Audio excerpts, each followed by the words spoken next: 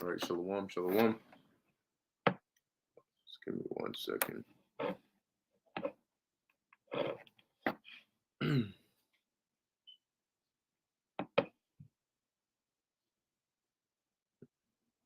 All right, cool. All right, shalom. First and foremost, I want to give all praises, honor, and glory to Yahweh, Bahasham, Yahushai, Bahasham, Rakah Kodesh. Double honors to the elders and the apostles of Great Millstone, and peace and blessings to the elect. And today we're going to go into Second Esdras, the 13th chapter. I meant to go into this one yesterday, but the Spirit had it to where I went into 14 instead. So, Lord willing, today we're going to Second Esdras 13, and Lord willing to be edifying. So, this is Second Esdras chapter 13, verse 1, and this is mainly a prophecy of Yahushai's return.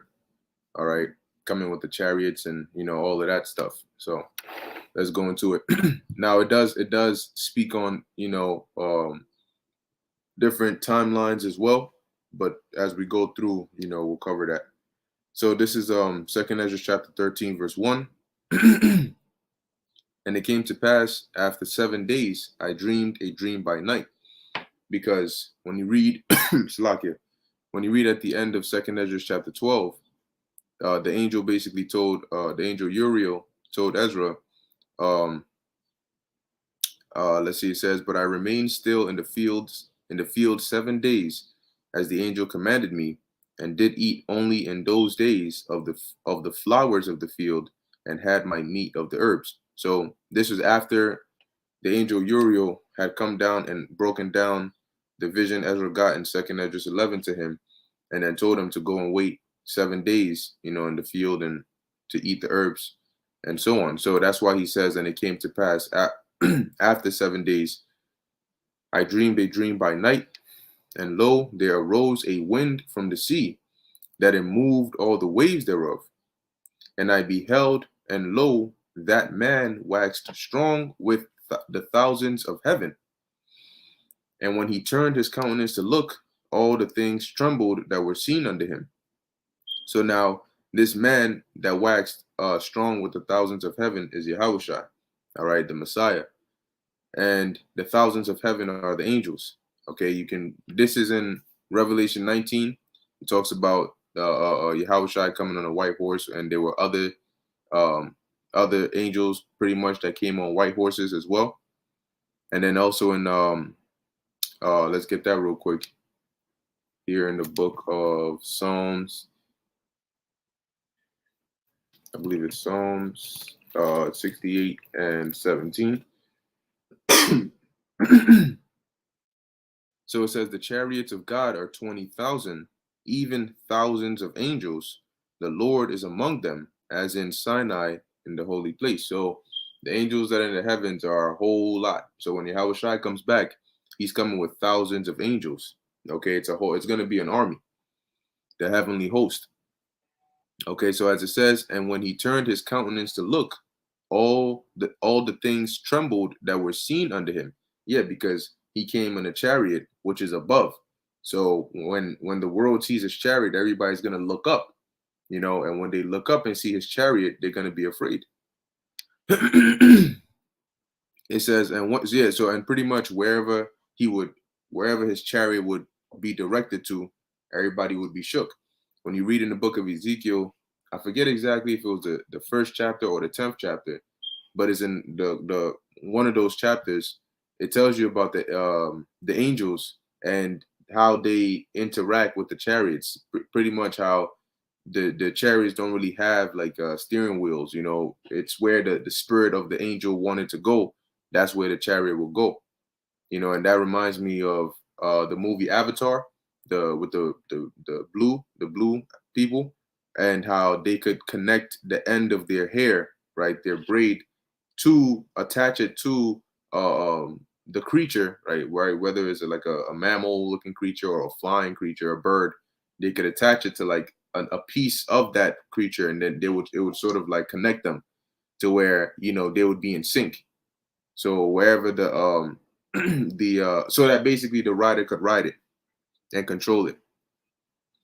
So it says here, verse 4, and whensoever the voice went out of his mouth, all they burned that heard his voice, like as the earth feeleth when it feeleth the fire. So it goes to show you the voice is not necessarily literal, but is going into the lasers that were coming from his chariot, because Yahweh Shai is going to, of course, give commands, but in the physical manifestation will be lasers coming out from the chariots, burning people and places and things, as well as the missiles, right? So as the missiles are hitting, the lasers from the chariots are also going to be burning, right? As it says, all they burned that heard his voice. So anywhere that was hit by the lasers burned, and it likened that what was happening to how the earth faileth when it feeleth the fire, because that's going to be fire coming out of those chariots, and it's going to destroy everything. When the earth fails, that means that if whatever life there is lifeless now, right? If you fail at life, that means what? You're dead. It says, and after this I beheld, and lo, there was gathered together a multitude of men out of number from the four winds of the heaven to subdue the man that came out of the sea. Now, what we're reading right now is what Ezra saw in his vision. He said he saw the man coming with the thousands of heaven, and everybody that was under him, wherever his countenance looked, they trembled. And then he saw basically all they that heard his voice, wherever all them that were hit by the lasers pretty much died, just like how when there's a fire, whatever's in its path gets burned up. And then he continues to go on. Okay, after this, right after I saw this, lo, there was gathered together a multitude of men out of number from the four winds of the heaven to subdue the man that came out of the sea. So what Ezra saw, the multitude out of number, is dealing with the armies of these other nations. All right.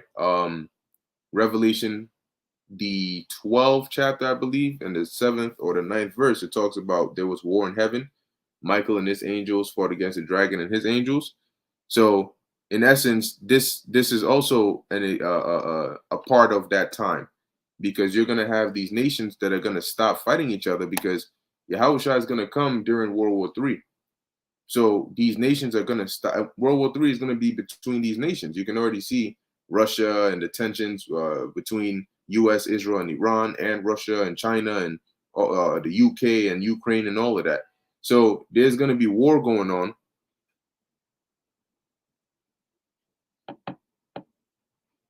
There's going to be war going on. And when when Yahushua comes back and they see him, and I'm pretty sure that by that time they would have established some it's likely that they would have already conditioned people to an extent as to a possible, as a possible threat, a possibility of like an outside, we've been seeing these UFOs, and it's likely that they might try to, that kind of thing. So when the Yahushua comes back, they're going to stop fighting each other. They're going to join together, and they're going to try to fight against the Lord to try and take him and the angels out. But that's why it says out of number from the four winds to subdue the man that came out of the sea, which Yahushua didn't come. He's not going to come out of the actual ocean, as in the Pacific Ocean or the Atlantic Ocean, but he came from the heavens. Okay, when you read in the book of Genesis, it tells you how you had earth, you had waters above and below, and you had the firmament that separated the waters from the waters. Okay, so ultimately, Yahushua didn't come from. He's not going to come out of the ocean from the bottom, but he's going to come from the heavens. He's going to come from a different dimension, All right, the fourth dimension. It says, and I beheld, and lo, he graved himself a great mountain and flew up upon it. So Ezra saw, and the mountain represents Yahushua's chariot. And Ezra saw Yahushua fly up upon his chariot. All right. It says, but I would have seen the region or place whereout the hill was graven, and I could not. Now, when something is graven, it's basically like carved out, right? Let's put the graven definition. It says, engrave on the surface, marble graved with exquisite. No, you're not giving me good definitions. All right, let's look it up on the online etymology. Oh, Slack here. Online. All right, let's look up the word graven. Let's see what we can get from here. All right, so as you can see, graven, sculpted, carved, right? So right, you have to engrave. It says to dig up, right? Chisel, carve. So imagine taking out a giant piece from a mountain. You carve out that mountain. You take out a big chunk out of it, right? So Ezra is saying here, I beheld, and lo, he graved himself a great mountain, which was referring unto his chariot, and flew up upon it. But I would have seen the region or place whereout the hill was graven, and I could not. So when you want to see the region, you want to see, okay, well, where the ends of this big piece that has to be taken out of somewhere, where's the ends of it? You know, where's the part that was cut out? But he couldn't. So in essence, what he was looking for, he's looking around to see if he could see the ends of the chariot, but he couldn't, because that's how big Yahushua's chariot was or is. It says, and after this I beheld, and lo, all they which were gathered together to subdue him were sore afraid, and yet durst fight. Yeah, because they're going to look up and they're going to see this massive chariot, right? And they're going to see the lasers that have been coming out. They're going to hear the sound that it's going to be making, and they're going to be afraid, because this is unlike anything they've ever seen before. And yet there's fight, because the Lord is going to put the spirit on them to have that mindset that we gotta stand up and fight against them, and we're humanity's last hope, yada yada yada. And ultimately, even if they wanted to turn back, the Most High ain't gonna let them. So it says here, and lo, as he saw the violence of the multitude that came, he neither lifted up his hand, nor held sword, nor any instrument of war. So as they came, you know, they hopped into their fighter jets, their planes, they aligned their missile silos and their laser beams, whatever they got pointed at him, getting ready to, you know, to shoot and all of that. Yahushua didn't, you know, like imagine if you are gonna fight somebody, right? You take a stance, right? They get into their stance, you get into your stance, so that you know you're ready, you can defend, you can attack, all of that. But in essence, for lack of a better word, Yahushua didn't need to take a stance, right? It says he neither lifted up his hand, nor held sword, nor any instrument of war, but only I saw that he sent out of his mouth as it had been a blast of fire, and out of his lips a flaming breath, and out of his tongue he cast out sparks and tempest. Now the fire, the flaming breath, and the tempest are not going to come out of Yahushua's literal mouth, but it's going to come out of his chariot. Okay, it says, and they were all mixed together, the blast of fire, the flaming breath, and the great tempest, and fell with violence upon the multitude which was prepared to fight. So now you have the ingredients of the laser beam, right? Concentrated heat with all these ingredients mixed in, and then, you know, it just came down, you know, with force upon the multitude, and guess what? And burned them up every one, so that upon a sudden of an innumerable multitude, nothing was to be perceived, but only dust and smell of smoke.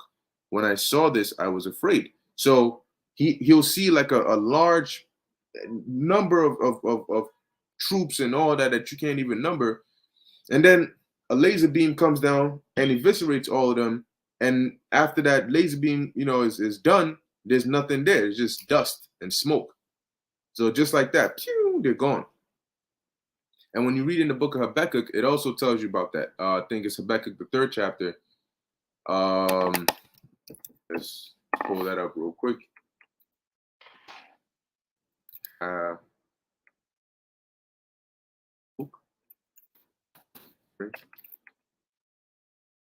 right. Habakkuk chapter 3, verse 3. It says, God came from Teman, and the Holy One from Mount Paran, Selah. His glory covered the heavens, and the earth was full of his praise. And his brightness was as the light. He had horns coming out of his hand, and there was the hiding of his power. And when you go into the word horns, which I'm sure we're already familiar with, but it's always good to go into it again. The word there is Quran. All right. And as you can see, you'll see horn, horn of strength, flask, and then it says horn of horn-like projections on the altar, because the altar had 4 horns on the 4 corners of it. That was its design. But you have here F of rays of light. All right, of rays of light. And when you read in the book of Exodus, it tells you how when Moses came down from the mountain, his face shone, meaning that there was a light, right? A rays of light coming from his face, all right, because of how much wisdom and him being in the presence of the Lord. That's what happened. And the word there for shone is Quran, which is that rays of light. Okay. Now the rays of light that are gonna, because fire is also light. So the rays of light that are gonna come from his hand here in Habakkuk, is the hand is referring onto his chariot. All right, just like in 2nd Esdras, it says it came out of his mouth, but that's also referring onto his chariot. All right, so there's a precept for this, which is Habakkuk the 3rd chapter, which also goes into the lasers coming from the chariots. So as Ezra saw, the multitude came to try and subdue the Lord. They got hit with a beam. They got eviscerated. Verse 12. Afterward, right after this had happened, saw I the same man come down from the mountain, and called unto him another peaceable multitude. Now this another peaceable multitude is referring on to Israelites. Okay, Israelites. Now, as we keep on reading, you'll see, remember, right now, Ezra is still going through his vision. He's explaining to us, this is the vision that I got.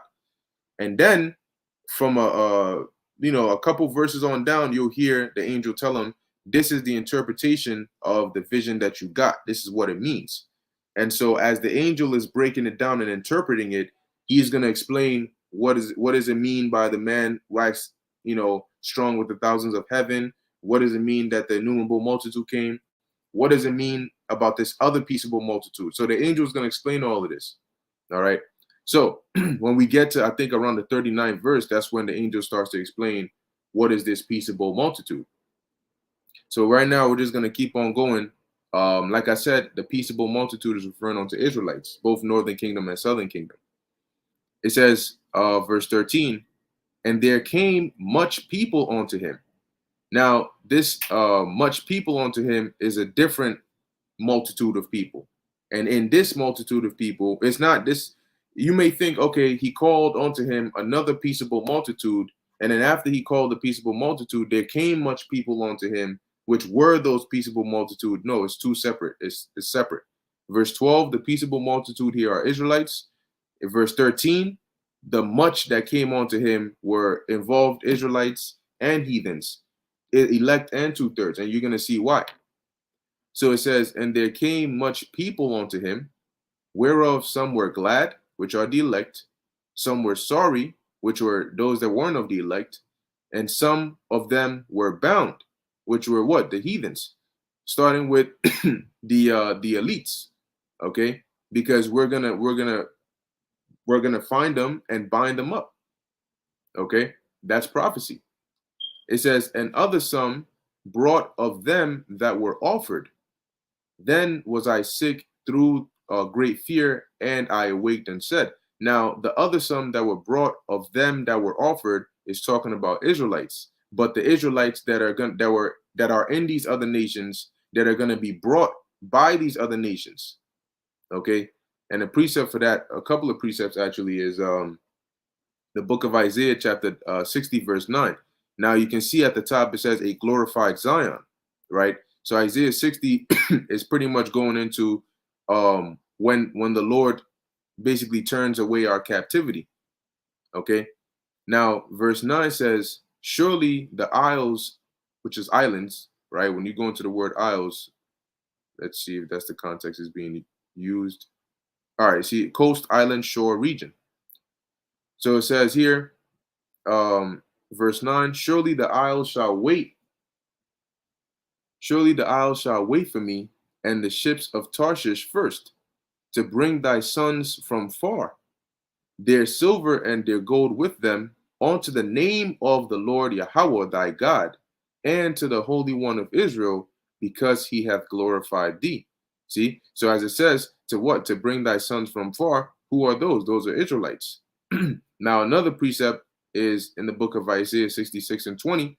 It says, and they shall bring, who? The other nations shall bring all your brethren, Israelites, for an offering unto the Lord out of all nations upon horses, and in chariots, and in litters, and upon mules, and upon swift beasts, to my holy mountain Jerusalem, saith the Lord, as the children of Israel bring an offering in a clean vessel into the house of the Lord Yahweh. All right. And the elder apostle Ramlab went into when he brought out this precept, basically Israel is going to be brought, but in a glory, like in a in a royal state, no, not in rags, but in riches. And also remember, there's a scripture that says, those mine enemies that I should reign over them, bring them hither and slay them before me. So what does that mean? That means that you're going to have certain of those that are going to be enemies of the Lord, certain rebels that are going to need to be purged out. Okay? Because the great deliverance and the great destruction will happen here in Babylon. Other parts of the world will be hit, but you're going to have Israelites that are in other parts that are also going to be wicked, and then some that are also going to be righteous. Okay? So there are going to be rebels that are going to need to be purged, and they're going to be some that aren't going to want to bow down to the Lord, and they're going to need to be brought before him and slain. Okay? So at the Lord's return in 2nd Esdras 13, you're going to have a different variety, right? Groups of people in different conditions at his return. So reading it again, you're going to have some, 2nd Esdras 13 and 13, whereof some were glad, the elect, some were sorry, the non-elect, some of them were bound, right? The Edomites and these heathens, their elites, their kings, all right? It says, and other some brought of them that were offered, Israelites, that were brought, like we just read in Isaiah 60 and Isaiah 66. Then was I sick through great fear, and I awaked and said, see? So the first 13 verses were the vision that that Ezra was seeing of Yahushua's return, of the war, right? How these other nations are going to come and try to fight against them, and what he's going to do when he returns, and then what's going to happen after that. And then he woke up. So verse 14 says, so when he woke up, he said, thou hast shewed thy servant these wonders from the beginning, and hast counted me worthy that thou shouldest receive my prayer. Show me now yet the interpretation of this dream. For as I conceive in mine understanding, woe unto them. So he's saying, okay, let me know what the breakdown of this dream is, because what I understand from it is that woe unto them that shall be left in those days, and much more woe unto them that are not left behind. Now he starts to speak about those that are left behind and those that are not left behind. And when we started, I mentioned that 2nd Esdras 13 does speak about like different times as well. Now, the woe unto them that shall be left in those days. Those that were left is dealing with the elect. Those that were not left are dealing with those that are not of the elect. Okay. And when it says in those days in verse 16 is referring to the time when Yahushua was on the scene. All right, the time period around 70 AD and all of that. That's why he said, woe unto them, because they were going to have to go through and deal with what the Romans were going to come and do. But much more woe unto them that are not left behind. Why? Because they were going to suffer that, and they were going to suffer now in this time in Jacob's trouble, because they're not of the elect. It says, for they that were not left were in heaviness. Yeah, for the reasons I just mentioned. It says, now understand I the things that are laid up in the latter days. And when did the latter days start? The latter days, or in other words, the last days, started 2,000 years ago from us, right? Around the time of Yahushua. It says, now understand I the things that are laid up in the latter days, which shall happen unto them and to those that are left behind. Yeah, because they're going to have to go through 70 AD and everything else after, and also this time of Jacob's trouble that everybody's going to have to basically go through.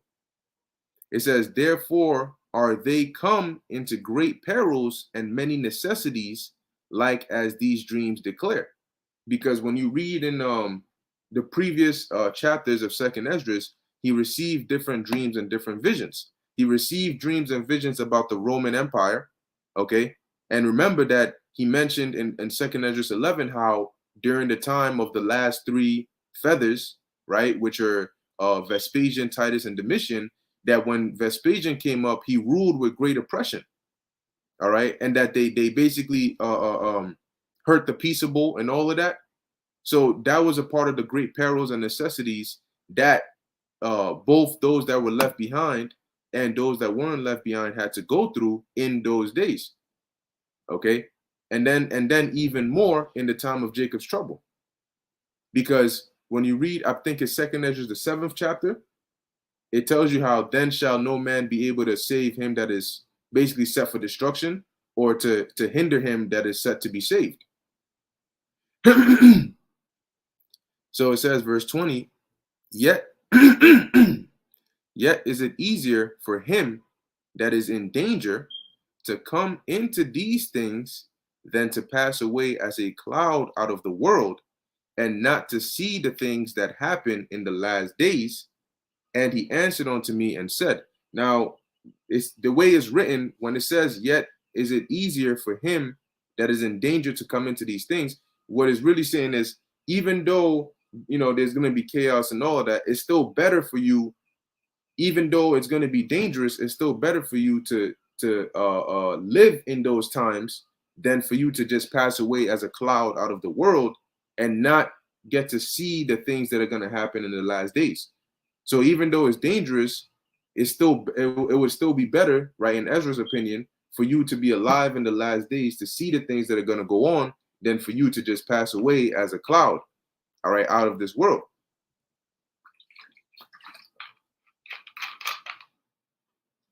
And he answered unto me and said, the interpretation of the vision shall I shew thee. So what has happened so far? Yeah, Khan, this is the one, the water. GMS, truth be told, 144, Second Esdras 745. Then shall no man be able to save him that is destroyed, nor to oppress him that hath gotten the victory. That's the one, the water. So far, what has happened? So far, Ezra told us the dream that he had, and then he spoke and said, this is what I basically got from that dream, right? That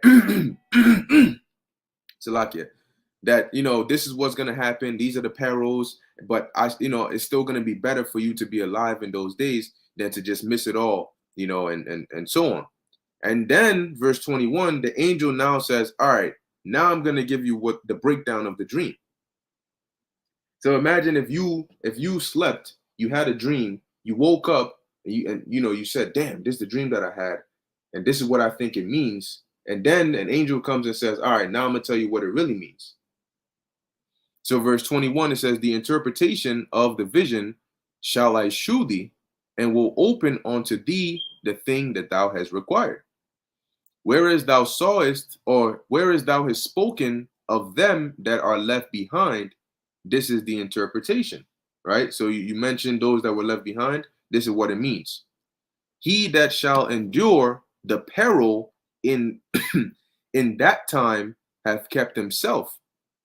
So in what time is it? It's talking about the time of 70 AD as well as this time of Jacob's trouble. All right. And he that shall endure the peril is dealing with the elect. It says, they that be fallen into danger are such as have works and faith toward the Almighty. And they are those that were left behind. Okay. It says, know this therefore, that they which be left behind are more blessed than they that be dead. Why? Because they that be left behind are those that endure the peril and have kept themselves and have works and faith towards the Almighty. Verse 25. This is the meaning of the vision. Now, everything from verse 1 to verse 13, the angel is going to explain. Whereas thou sawest a man coming up from the midst of the sea, the same is he whom the power, the pious, hath kept a great season, which by his own self shall deliver his creature, and he shall order them that are left behind. So the man you saw coming up with the thousands of heaven, he is the same that the Most High hath kept a great season, which is when you go from the time Yahushua went back to the spirit world up until now, he's been patiently waiting at the right hand of the Father until he gets the go ahead. So he has been kept a great season, but when he gets the go ahead, he's going to come back, right? Which by his own self shall deliver his creature, because that's what he's going to come to do. He's going to come to destroy this man's kingdom and to deliver his elect. It says, and he shall order them that are left behind. And those that are left behind, being the elect, are going to be ordered, right? He's going to deliver us. He's going to change our bodies. He's going to set up the proper order on the earth. Okay. It says, and whereas thou sawest that out of his mouth there came as a blast of wind and fire and storm, and that he held neither sword nor any instrument of war, but that the rushing in of him destroyed the whole multitude that came to subdue him. This is the interpretation. Behold, the days come when the Most High will begin to deliver them that are upon the earth. And when is that time going to be? That's the time we're living in now.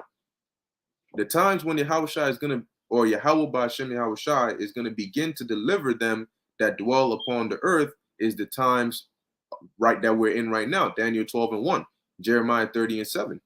What do both of them have in common? There's going to be a time like never before, but the elect are going to be delivered out of it, right? So it says, and he shall come. Who is that? Yahushua. He's going to come. He's going to return to the astonishment of them that dwell on the earth, because they're not going to be expecting it. And that's why in Wisdom of Solomon, the 5th chapter, it says that they shall be amazed by the strangeness of his salvation, so far beyond all that they looked for. So that's why they're going to be astonished. They're going to be surprised and afraid and shook, because people, the average individual on the earth, is not preparing for the return of the Lord in the way that he's going to return. So when he does return, they're going to be astonished. It says, and one shall undertake to fight against another, which is talking about these different nations: U.S., Israel, China, Russia, Iran. It says, and one shall undertake to fight against another, one city against another, one place against another, one people against another, and one realm against another. So you're gonna have civil wars, you're gonna have race wars, you're gonna have different sides. 2nd Esdras 15. Okay, and then you're gonna have, as it says, one realm against another, which ultimately you're gonna have the heavenly realm with the Yahushua and the angels against this realm, against the dragon and his angels. All right, which is Esau and these other nations and their technology and their weapons. It says, and the time shall be when these things shall come to pass, and the signs shall happen which I shewed thee before. And then shall my son be declared. So hold on a second. This is a prophecy of Yahushai in the Old Testament. Because who is the son of the Lord? Yahushai. It says, and then shall my son be declared, whom thou sawest as a man ascending. And when all the people hear his voice, every man shall in their own land leave the battle they have one against another. Yeah. When they see Yahushai make his return, they're going to stop fighting against each other. I forgot which president it was that said it, that if there was basically there was like some extraterrestrial threat to humanity, would we not all put our differences aside and come together to, to fight against it? So that's what's going to happen here, right? It says, every man shall in their own land leave the battle they have one against another, and an innumerable multitude shall be gathered together. How? They're going to say, yo, why are we fighting against each other? Let's stop. We have a common enemy. Let's join our forces and let's go and try to stop him, or stop that extraterrestrial threat. Khan, I believe it might have been Reagan. So it says here, as thou sawest them willing to come and to overcome him by fighting. So they're going to join their forces. They're going to join their military might. They're going to join all their technology together to try to fight against the Lord. It says, but he shall stand upon the top of the Mount Sion, and Sion shall come and shall be shewed to all men, being prepared and builded, like as thou sawest the hill graven without hands. Yeah, and the scriptures tell you that the Lord is going, Amos 9:11, Zechariah 12:8, okay? And that Sion is going to start with the elect, who are going to be beamed up and have, Lord willing, we be a part of that, have our bodies changed, okay? It says here, and shall be shewed to all men, because everybody's going to witness that, okay? Being prepared and builded. And that's why John said what? He saw the holy city, New Jerusalem, coming down out of heaven, right? As a bride adorned for her husband. It says, like as thou sawest the hill graven without hands, which is Yahushai's chariot. Because pursuant to Revelation 11, the elect are going to get beamed up and received in a cloud, which is going to, it has to be Yahushai's cloud or Yahushai's chariot, seeing that that's going to be the biggest chariot. So it says, and this my son shall rebuke the wicked inventions of those nations. And now when it says he's going to rebuke their wicked inventions, doesn't mean that he's going to come. Yeah, Yahushua is going to come. He's going to sit all of them down and he's going to start calling for precepts and start cursing them out. No, he's going to destroy them. It says, it is a rebuke that's not calmly. Well, this is, it says here, which for their wicked life are fallen into the tempest, which is going to be a part of the destruction. It says, and shall lay before them their evil thoughts and the torments wherewith they shall begin to be tormented, which are like unto a flame. Because how are they going to be destroyed? With fire. And he shall destroy them without labor by the law which is like unto me. Yeah, because the way the Lord is going to judge them is going to be righteous. And that's why the scriptures say that he doth judge, and in righteousness doth he make war. He makes war in righteousness, right? Roughly paraphrasing, but there's a scripture that says that. It says, and whereas thou sawest that he gathered another peaceable multitude unto him. See, so as the angel is going through the vision that Ezra had, he deals with, okay, the man coming up with the thousands of heaven. He deals with the multitudes gathering up to fight against them. And then he's dealing now with what Ezra saw, verse 39, and whereas thou sawest that he gathered another peaceable multitude unto him, remember, being the Israelites, it says, those are the 10 tribes which were carried away prisoners out of their own land in the time of Hosea. Hosea is talking about Hoshea, the king, right? When you read in the book of Kings, you'll read that account of it. The Assyrians came and basically besieged the northern kingdom and then deported them out of the land and imported heathens into the land, right? It says, whom Shalmaneser, or Shalmaneser the fifth, the king of Assyria, led away captive, and he carried them over the waters, and so came they into another land, which was in the region of Assyria. It says here, but they took this counsel among themselves that they would leave the multitude of the heathen, because they were around that area. Let's put here Assyria. I believe it says some of the areas was like the river Gozan, or something like that. But let's see. Hopefully this will be a little clearer. Okay, that's not too clear. Okay, we can use this. Here you go. So here we are in Israel, and we get deported. We have to clearly cross the Euphrates, and they settled. They had a lot of Israelites around, like this area, this region, right? This Ashur, Assyria. That's how when you read the book of Tobit, he was around this area, right? Where he sent Tobias, his son, to go and receive the money and all of that, right? I believe that some of the areas mentioned were, you had Nineveh, you had Ecbatane, right, which is all around this area. So pretty much they were also, as it says here, they took counsel among themselves that they would leave the multitude of the heathen, because that's where they were. They were in the midst of the heathen, all right, in the east. It says, and go forth into a further country where never mankind dwelt. So the 10 tribes, now not every single one of them, but the majority of them said, you know what, we just gonna leave out of here. So when the Assyrian Empire went down, when it was taken down by the Babylonians and the Medes, that gave opportunity for the 10 tribes which are around there to be out. All right, to go into a further country where never mankind dwelt, which is talking about here, the west part. And how did they know about it? Well, King Solomon used to send, I believe it was Hiram, and a few others to to this side to come and get certain resources. So it says here that they might there in the Americas keep their statutes, which they never kept in their own land.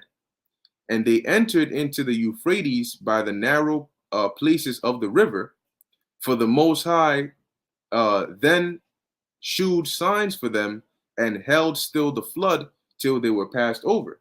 So if we take a look back here, you can see now it doesn't show the whole piece, but you can see if they entered in the Euphrates, eventually it all comes through the Persian Gulf, which is a body of water. But I can't, it's not really pulling up the end of it here. But nevertheless, the path that they took, if we can get a world map on here.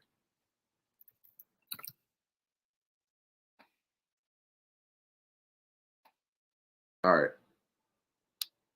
In a nutshell, when they came out from the region where they were at, and they got in through here, as we're going to read, it says, by the narrow places of the river, for the Most High then shewed signs for them and held still the flood till they were passed over. For through that country there was a great way to go, namely of a year and a half. And the same region is called Arsareth. So from this region where they are, if they enter through the Euphrates, which will lead down into here, where would they travel to that would take them a year and a half? Because where did they end up? They ended up over here in the west. So they had to have gone over here and came through. The smartest way to go, or really the only other way to go, would be to come round the Horn of Africa and then to make their way over to the west. Okay. And so that's why it says the Most High held the flood so that they could have the safe passage and make it over here, because it was in the will of the Lord that they would make it over here. Now, as it says here, for through that country there was a great way to go, namely of a year and a half, and the same region is called Arsareth. The word Arsareth means another land. In the Hebrew is Asherah Aratiza. All right, I believe it's Asherah, Asherah for another, or a different, or other, and Aratiza is land. So it says, and which is America, or the Americas. It says, then dwelt they there until the latter time, and now when they shall begin to come. So now there's a different day over here. The 10 tribes dwell over here until the latter time, and now the latter time, when the day here is talking about the rest of the tribes, shall begin to come. So when the rest of the tribes, when it was time for them to be brought over also to another land or to the Americas, right? The highest shall stay the springs of the stream again. So the Most High basically halted the waters to give the southern kingdom a safe passage here to the Americas as we were being brought over here. Why? Because according to prophecy, both the southern Judah and Israel were oppressed together. So both of us, both the northern and southern kingdom, had to make it here to this land to fulfill prophecy. It says here, so in verse 46, there's two different days that both make up that peaceable multitude. The northern kingdom, which came here to the Americas and dwelt here until the latter time, when the southern kingdom were going to start to be brought over here in bulk. The Most High allowed that to happen by staying the springs again, that they may go through. Therefore sawest thou the multitude with peace, because the Lord allowed them to because it was a multitude, but the Lord allowed them to get here in peace. It says, but those, now when I say peace, I don't mean that they had a good time. I mean that the Lord made it possible for them to come to make it here. It says, but those that be left behind of thy people are they that are found within my borders, right? Which was the elect during the time of Yahushua, all right? The borders being in Israel. It says, now when he destroyeth the multitude of the nations that are gathered together, he shall defend his people that remain. Yeah, so when Yahushua comes back and he destroys the multitude of the nations, he destroys the beast and the false prophet and all of that, he's going to what? Defend his people that remain, which are the elect. And then shall he shew them great wonders. He's going to give us new bodies. He's going to open up our minds to understand and comprehend different things. It says, then said I, O Lord, that bearest rule, shew me this. Wherefore have I seen the man coming up from the midst of the sea? And he says, so Ezra wanted to know more about basically where Yahushua came from, how he came from, like details about that. It says, and he said unto me, like as thou canst neither seek out nor know the things that are in the deep of the sea, even so can no man upon earth see my son or those that be with him, but in the daytime. Meaning, the Ezra he got a vision of it, right, of what was going on, but he wasn't going to get details of when and the exact details of it until Yahushua comes back. But in the daytime is when Yahushua returns. Okay, because right now we in Esau's night, but when Yahushua comes, the daytime, that's when everybody's going to see him and everybody's going to, witness what he's going to do. It says, this is the interpretation of the dream which thou sawest, and whereby thou only art here lightened, right? You're the one that this dream was given to, and I just gave you the interpretation. So you've been enlightened. It says, for thou hast forsaken thine own way and applied thy diligence unto my law and sought it. Thy life thou hast ordered in wisdom and hast called understanding thy mother. And therefore have I shewed thee the treasures of the highest. After other 3 days I will speak other things unto thee and declare unto thee mighty and wondrous things.